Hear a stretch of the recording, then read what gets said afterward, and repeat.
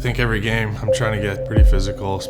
Usually try to have at least 3-4 hits a game. Some bumps and bruises after some games more than others. You know, throughout the course of a season, it adds up over time.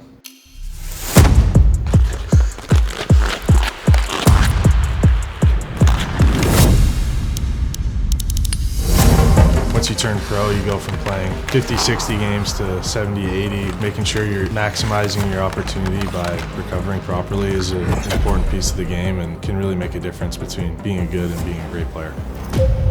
Any help you can get off the ice with red light therapy, it can make a big difference. I like using it on a lot of areas that have like a block shot or a bruise. Some big improvements that I've seen are quicker recovery for some muscle and joint pain. Overall mental clarity is a big one as well. If you know you're maximizing your recovery off the ice, you know going into the game that you're going to feel good and you're going to be ready to play and perform at your best. When you're young and you know you're playing on like an outdoor rink or in your backyard, you always picture yourself hoisting the Stanley Cup. And now that I'm in the NHL and have an opportunity to do that, that's what gets me going every day and keeps me hungry on the ice.